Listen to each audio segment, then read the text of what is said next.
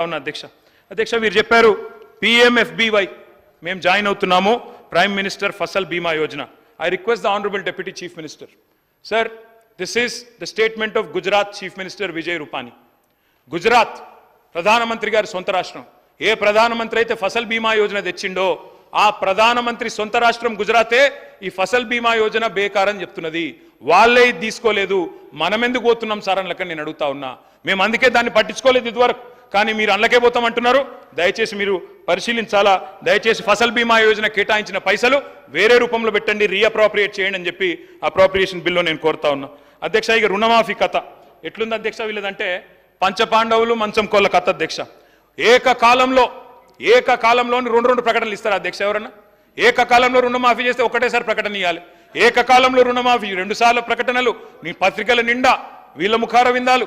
అధ్యక్ష నేను అడిగేది ఒకటే అధ్యక్ష, దయచేసి రైతులను మోసం చేయడం ఆపండి. నేను ఇంకొక మాట అడుగుతా ఉన్నా. నిన్న ముఖ్యమంత్రి గారు చెప్తారు, ప్రభుత్వం చెప్తుంది 1,50,000 రూపాయల దాకా రుణమాఫీ అయిపోయిందన్నారు. కేసీఆర్ గారు మొదటిసారి 1,00,000 రూపాయలు రుణమాఫీ చేస్తేనే దానికి అయిందే 16,000 కోట్లు. మరి మీరు 1,50,000 చేస్తే ఎందుకు కేవలం 11-12 కోట్లు అవుతున్నది? ఇది రైతులకు తెలియదా? ఎన్ని కటింగ్లు పెడుతున్నారు మీరు? ఎంతమంది మీద ఆంక్షలు పెడుతున్నారు?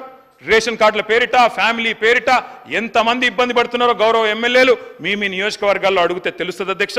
వీళ్ళు చెప్పినారు అధ్యక్ష, మొదలు 40,000 కోట్లు అన్నారు రుణమాఫీ, తర్వాత 35 అన్నారు, తర్వాత క్యాబినెట్లో 31,000 అన్నారు, మరి బడ్జెట్లో చూస్తే 25,000 కోట్ల అధ్యక్ష. అంటే ఎక్కడ అవుతుందో ఆఖరికి తెలియదు అధ్యక్ష. ఇప్పటిదాకా చేసింది కేవలం 12,000. చారాన కోడికి బారాన మసాలా అన్నట్టు పత్రికల్లో ప్రకటనలు మాత్రం 2 సార్లు 3 సార్లు ఏకకాలంలో రుణమాఫీకి అధ్యక్ష.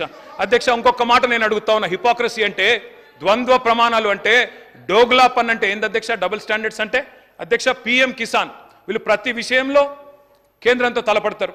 కేంద్రం మీద మొన్ననే ఒంటికాలతో లేచిండ్రు, యూనియన్ బడ్జెట్లు ఏమి ఇయ్యలే అని. మరి PM కిసాన్ ఏదైతే రైతు బంధును కాపీ కొట్టి పెట్టుకున్నారో కేంద్రం వాళ్ళు, ఇలా దాని కండిషన్స్ తీసుకొని ఇవాళ రుణమాఫీ చేస్తామంటే ఇది అన్యాయం కాదా అధ్యక్ష? దయచేసి ఆలోచించాలని చెప్పి నేను పెద్దల్ని కోరుతా ఉన్నా. ఇంకొక మాట కూడా అడుగుతా ఉన్నా అధ్యక్ష. నేను ఇవాళ కేవలం రైతులనే కాదు అధ్యక్ష, వీళ్ళు మహిళల్ని కూడా మోసం చేశారు.